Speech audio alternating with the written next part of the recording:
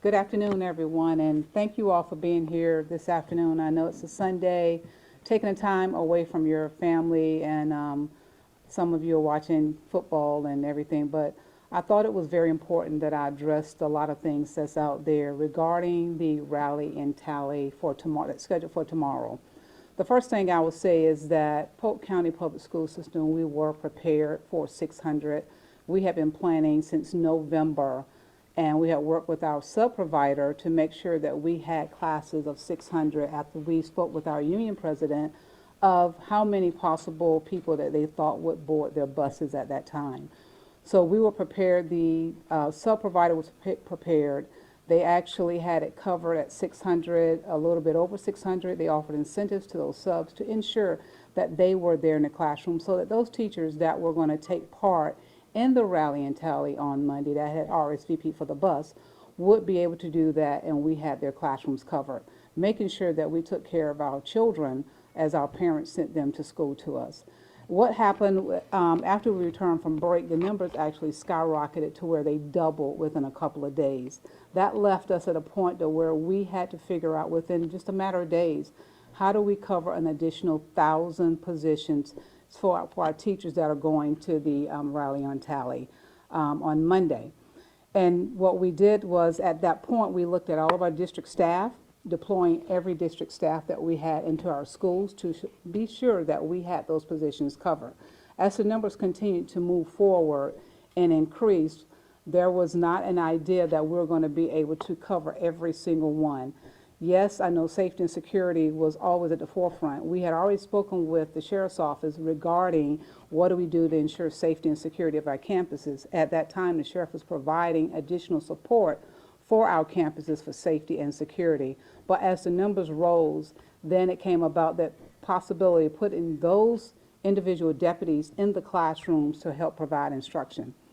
One of the things I wanted to make sure was that as we were deploying people from the district staff, looking at putting some of the sheriff's deputies in the classrooms to provide instruction, I wanted to ensure that those positions, they were able to go into those classrooms. So as the numbers continued to skyrocket, and as I worked with the officials with the guidance on how do we increase our plan to cover the numbers, not only from doubling, they began to triple at one point, so that we can have our classrooms covered, and ensuring that we're putting people in the classroom without the certification.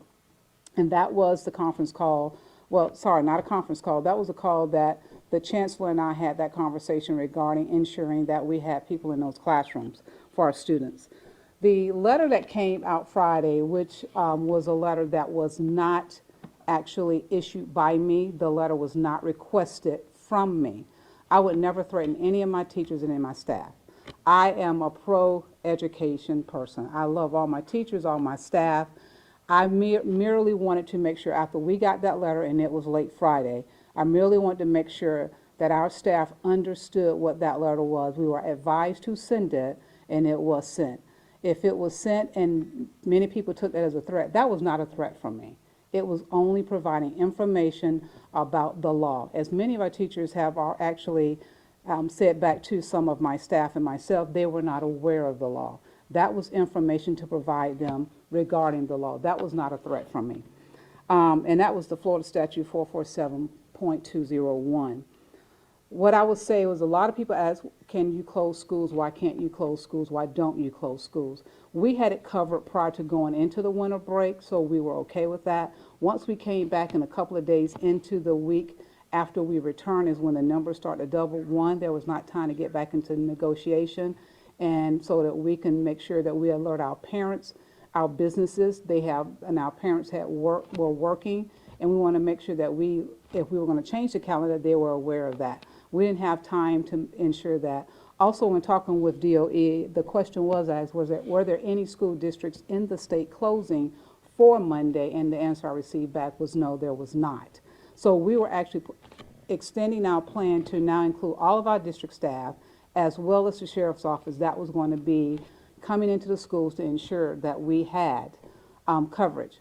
We had some schools where you had merely all the staff called out. You could have a staff of 140 and you had 120 that had already called out.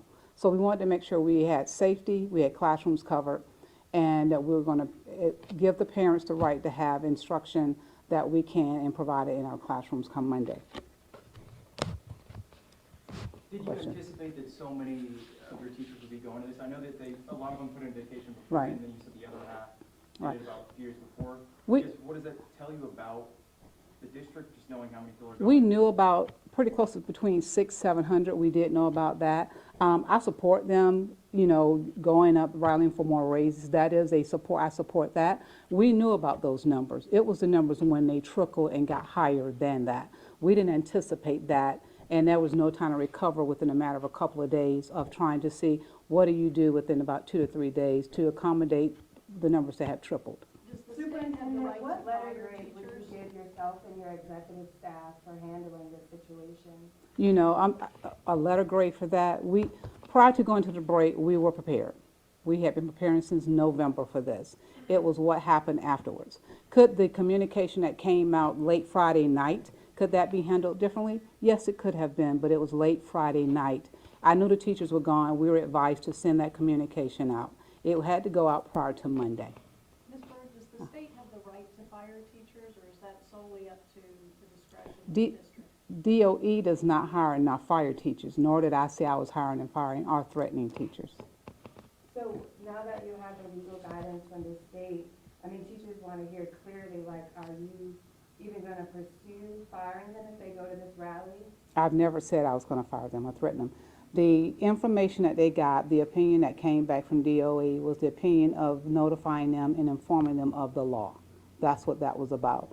It was called a strike at some point in different places, and that was really informing them of the law. And I think it is my obligation to make sure that I inform our teachers and I educate them. If that was a statute and it was something that they needed to know about, it is my obligation to make sure I inform them of that. I wanted to protect them, to make sure they knew about the law.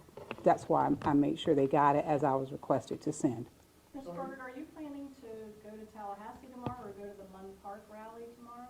No, I will be with our children at the schools tomorrow, going around making sure that our schools are providing coverage and making sure wherever we got any additional holes. And I may be I will be in the classroom myself. I have already committed myself to a classroom if need be, so that the teachers that are going to the rally, they are going to the rally. As they aboard the buses 7 a.m. Monday morning, I wish them safe travels and look forward to when they come back with our children. Are you saying there will be no retribution of any kind for any educators? I did not, when that email went out, the email went out for information. I did not threaten any of my staff, nor would I threaten any of my staff. So none of these educators will be facing any type of retribution? I did not threaten any of my staff, nor will I. So will there be any educators that will face any retribution, yes or no? Not from me. They're not facing any retribution from me.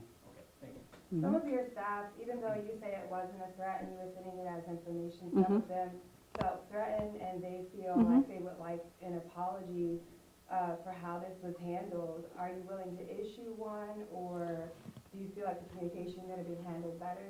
And I said that. I said it was late Friday.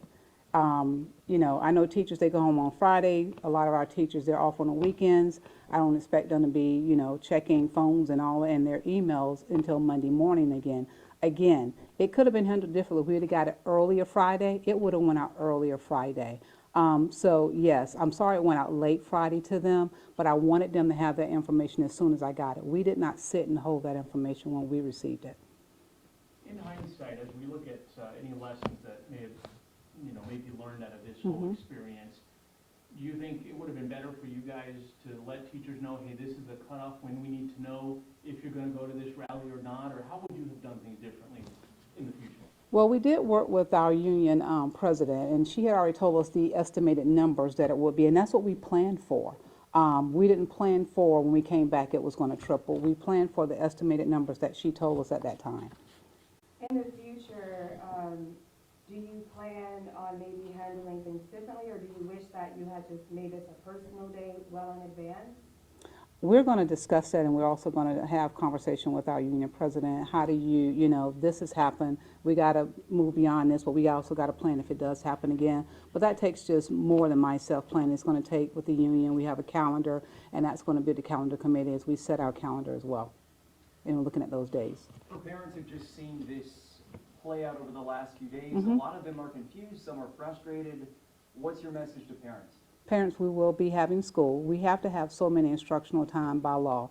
As you know, we've already been forgiven our storm days for instructional hours. So we have to make sure, in order for our students to have the proper credits awarded to them at the end of the year, they have the seat time. So we will be having school. I can tell you that we are having our classrooms. Principals had, plans made. So we're looking at that. We have plans already made. We have additional staff that will be in schools tomorrow, as well as the sheriff. He has, I believe it's 30 deputies that's coming in. He'll explain it a little bit more, not just the safety side, but they're going to be in the classroom to give that experience as well. What's your response to the petition on change.org where there's lots of comments and thousands of signatures and they're asking for your termination? Stephanie, my goal right now is let's get in school on Monday and let's provide, the quality education, or let's provide an experience for students on Monday that we can. Okay.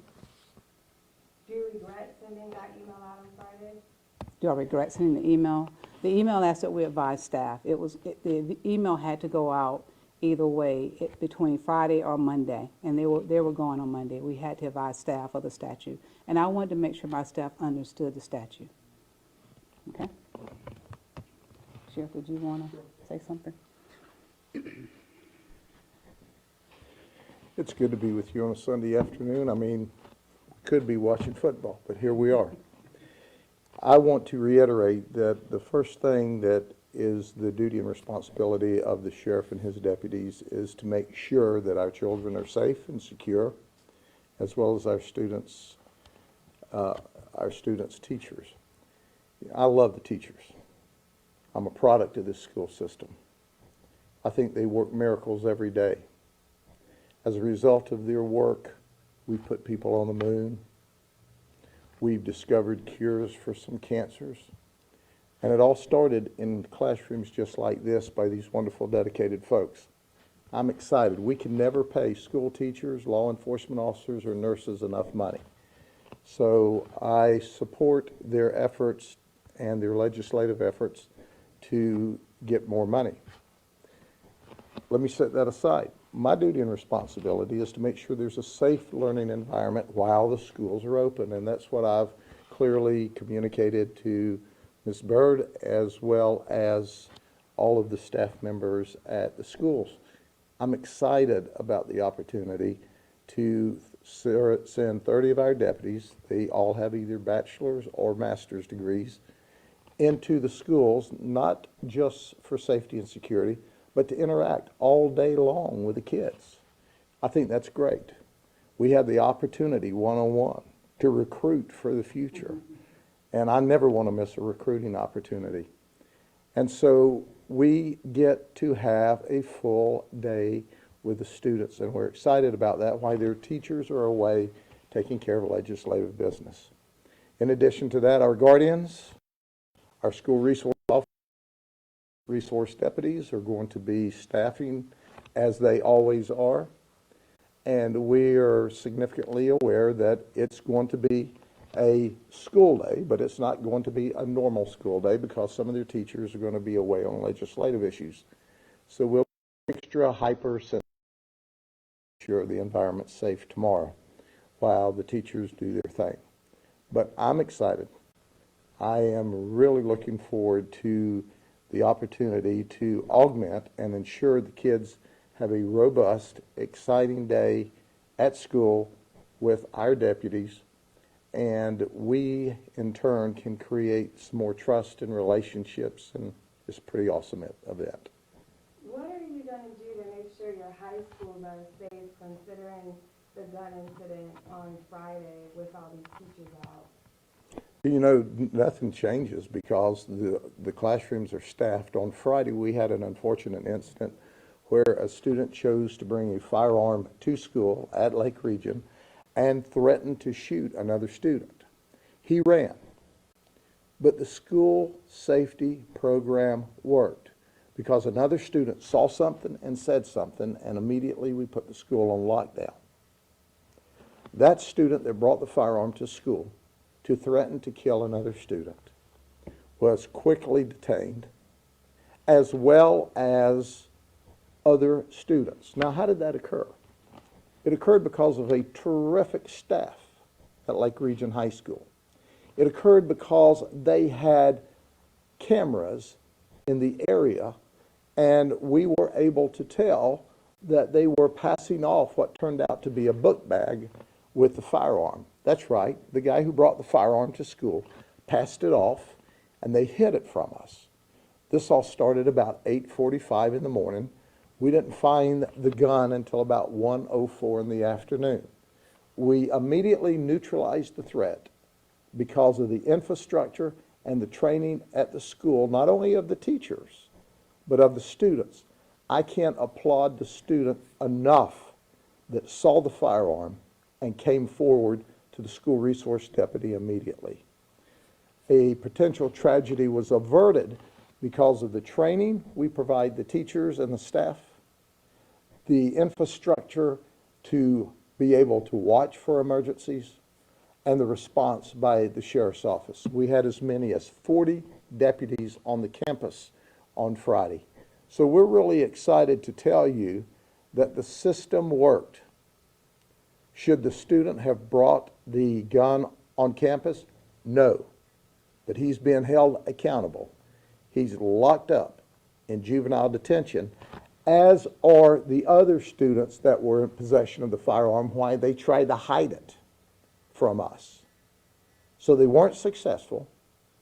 They're being held accountable for serious felonies, and our victim is safe. So at the end of the day, the system worked, and we're proud of that. So on Monday, are you gonna have like Nothing changes. double, triple deputies? Nothing changes on Monday. It's a school day. We're going to have our security in place that we always have in place. We're going to have students in classrooms, and it's going to be a good school day. It's going to be an exciting school day for my 30 deputies that get to interact in the classrooms that they're assigned by the school administration. But nothing's different. It's going to be safe, and it's going to be secure, and the kids are going to have a good day at school, and the teachers are going to go to Tallahassee and interact with their legislators, and hey, that's what government's all about. Sheriff, are they working overtime? No, they're not. We are reassigning those 30 deputies. Most of them are detectives, and simply put, for those of you who would be arrested on Monday, we're going to arrest you on Tuesday. So for teachers are asking for more money, bringing in deputies costs more money. Can you talk about how that's being paid for? There's no money. There's no additional money. These people, these detectives are all working on Monday.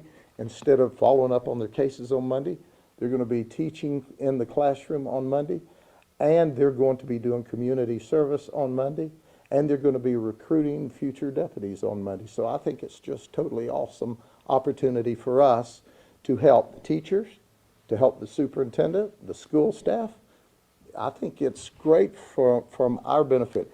Anytime we can help the community, anytime we can create a greater, more safe environment, anytime we can have a learning experience, it's good for our deputies to be able to interact in those classrooms so they can go back and talk to their colleagues and understand the teachers' perspectives. The teachers have a difficult job, and you know what? They work miracles every day. I'm proud of our teachers and our staff, so I take this as one more opportunity of a life lesson and to support our teachers and our school staff. And Sheriff, I want to make sure I understand this. These detectives will actually be teaching these elementary school classrooms, and what's the age range? It's like kindergartners or? Attackers? You said attackers. These attackers will be teaching. Detectives. Deputies. It's been a long day. I've had those days.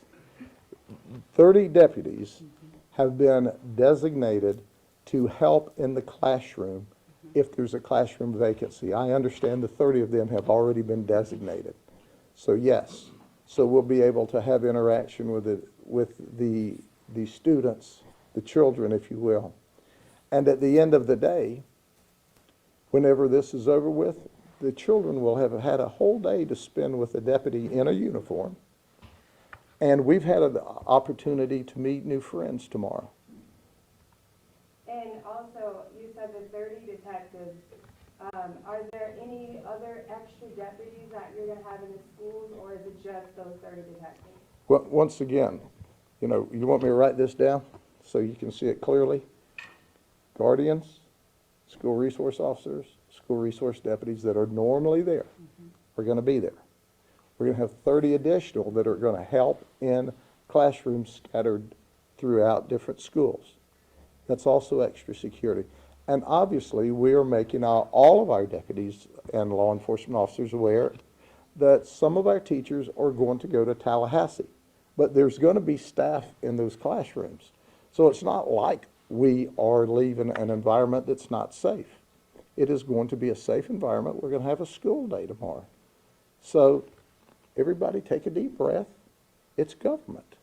People are going to talk to their legislators about pay raises, and I support all the money we can give the teachers to teach our children. Because you know what? Nothing's more important in the world to me than my grandchildren, and I want them to have the best teachers with the best pay and the best benefits, because they're the ones that's going to give my grandchildren the opportunity to prosper in the future. It was teachers that gave me the opportunity to prosper. If it wasn't for them in this county, in these schools, I couldn't be standing here before you today.